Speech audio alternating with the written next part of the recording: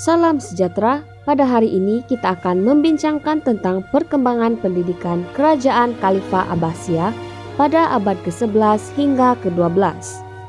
Zaman pemerintahan Bani Abbasiyah dikenali sebagai zaman keemasan dan kegemilangan pendidikan Islam.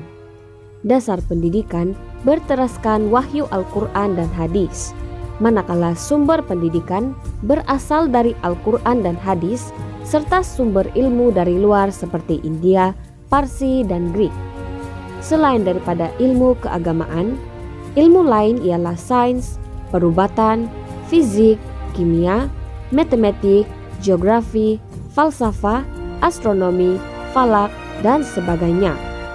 Pengajian pada zaman Bani Abbasiyah terbahagi kepada 3 peringkat, yaitu peringkat permulaan, peringkat menengah, dan peringkat tinggi.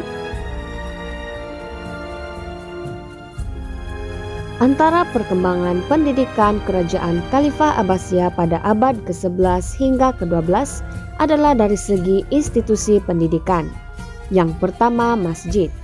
Masjid dijadikan sebagai tempat atau sekolah utama bagi mempelajari Al-Quran, hadis, dan fikah.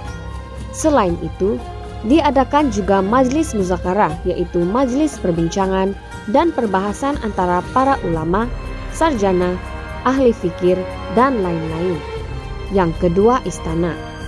Khalifah telah menggunakan istana sebagai salah satu institusi pendidikan pada masa itu. Istana Khalifah dipenuhi dengan golongan cendekiawan dan bijak pandai, dan Khalifah sendiri merupakan seorang yang berpengetahuan dan cinta kepada ilmu pengetahuan. Dan yang terakhir adalah madrasah. Madrasah adalah satu institusi pendidikan baru dalam era Bani Abbasiyah, namun merupakan lanjutan daripada institusi sebelumnya dalam pelbagai bentuk.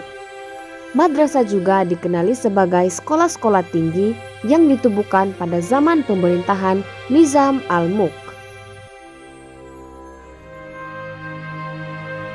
Seterusnya, perkembangan ilmu. Yang pertama, ilmu hadis. Pada abad ketiga, menyaksikan perkembangan ilmu mustalah hadis, yaitu suatu ilmu yang menyaring hadis-hadis sahih dan palsu dengan memeriksa pribadi perawi-perawi hadis sejak mula meriwayatkan hadis sehingga ke akhirnya. Perkembangan ini membawa kepada penulisan kitab-kitab musnad. Yang kedua, ilmu kalam. Ilmu kalam ialah ilmu yang membicarakan kepercayaan keagamaan dengan bukti yang meyakinkan.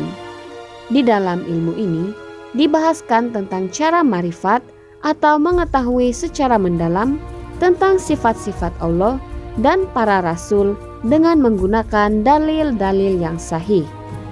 Dan yang terakhir adalah ilmu tasawuf.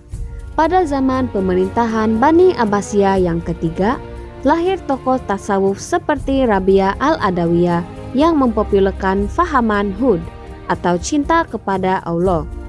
Pada peringkat keempat, Abu Mansur al-Hajjaj telah dijatuhkan hukuman mati kerana fahaman pantheism.